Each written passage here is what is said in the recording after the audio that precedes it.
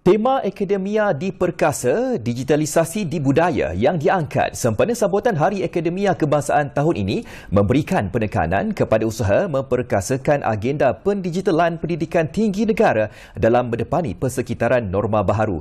Menteri Pengajian Tinggi Datuk Seri Dr. Noraini Ahmad berkata tempoh krisis dan pemulihan berpanjangan memerlukan setiap pihak untuk mencari pendekatan lebih kreatif dan inovatif bagi memastikan kelestarian institusi pendidikan tinggi terpelihara.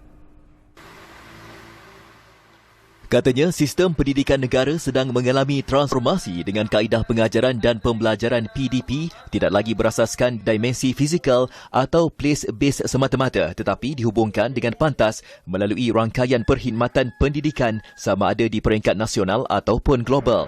Malah, konsep virtual learning melalui platform seperti Massive Open Online Courses atau MOOCs, Open Educational Resources dan Flip Classroom Online secara drastik muncul sebagai sebahagian daripada inovasi disruptif. Dalam hal ini, saya percaya kedua-dua konsep PDP, konvensional dan contemporary perlu digabung jalinkan dalam menghasilkan sistem pendidikan yang memudahkan kedua-dua pihak, iaitu pengajar dan pelajar. Dr. Noraini berkata demikian ketika merasmikan Majlis Sambutan Hari Akademia Peringkat Kebangsaan tahun 2021 secara dalam talian pada Selasa. Kementerian Pengajian Tinggi mengambil pelbagai langkah bagi menyesuaikan modul pembelajaran kaedah penilaian yang lazim dengan persekitaran digital. Tidak hanya tertumpu kepada pemerkasaan infrastruktur seperti menaik taraf Malaysian Research and Education Network MyREN, KPT turut beriltizam memastikan kapasiti serta kompetensi tenaga pengajar ditingkatkan khususnya dalam mengendalikan teknologi bagi memastikan matlamat pendigitalan pendidikan tinggi negara dicapai secara tuntas. Menurutnya, dalam konteks sektor pengajian tinggi negara pada masa ini, Institut Pengajian Tinggi IPT seharusnya menjadi tanda aras ketemadunan dan ketinggian intelektual masyarakat.